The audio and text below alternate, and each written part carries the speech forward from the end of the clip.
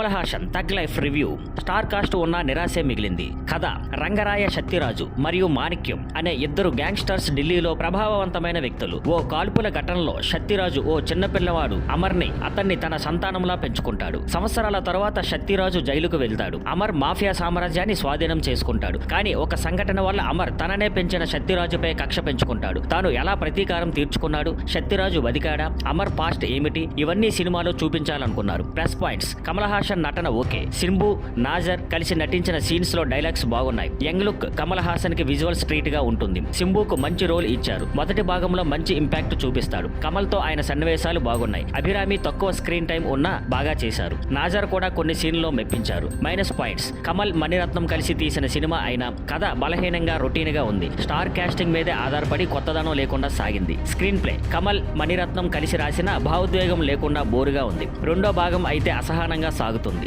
సింబు పాత్ర తొలి భాగంలో బాగుంటే చివర్లో పూర్తిగా పేలమవుతుంది. ఎమోషనల్ పాయింట్ మిస్ అయింది. త్రిష పాత్ర అర్థం కానంతగా వేసింది. కథలో ఉపయోగం లేకుండా ఉన్న పాత్ర. అశోక్ సెల్వన్, జోజు జార్జ్, ఐశ్వర్య లక్ష్మి వంటి మంచి నటుల్ని పూర్తిగా వృధా చేశారు. మణిరత్నం సినిమా అని చెప్పుకునే స్థాయిలో స్కోప్ ఇవ్వలేదు. టెక్నికల్ అంశాలు: మణిరత్నం స్టైల్, మ్యూజిక్ ఈసారి కనిపించలేదు. స్క్రీన్ ప్లే బలహీనంగా ఉంది. ఏఆర్ రెహమాన్ సంగీతం కూడా తక్కువ స్థాయిలో ఉంది. పెద్దగా ఎఫెక్ట్ కలిగించదు. కమల్ కి కొన్ని చోట్ల యాక్షన్ అర్బన్ గా ఒత్తిగా అనిపిస్తుంది. ఎడిటింగ్ స్లోగా ఉంది. మరింత షార్ట్ చేసినా బాగుండేది. సినిమాటోగ్రఫీ ఓకేగా ఉంది. ప్రొడక్షన్ విలువలు డీసెంట్. తెలుగు డబ్బింగ్ కూడా బాగా చేశారు. చివరగా వస్తే తగ్ లైఫ్ పేరు పెద్దదే కానీ పరిమళం తక్కువగా ఉంది. కమల్ హాసన్, మణిరత్నం లాంటి దిగ్గజాలు ఉన్న సినిమా భావోద్వేగం లేకుండా, కొత్తదనం లేకుండా ఆడియన్స్ ను కదిలించలేకపోయింది. ఫ్యాన్స్ కి కూడా ఇది ఒక డిసప్పాయింట్మెంట్ అవ్వచ్చు. మంచి క్రైమ్ డ్రామా ఆశించి వెళ్లే వాళ్ళకి మణిరత్నం క్లాసిక్స్ మళ్ళీ చూడటం మేలుగా ఉంటుంది.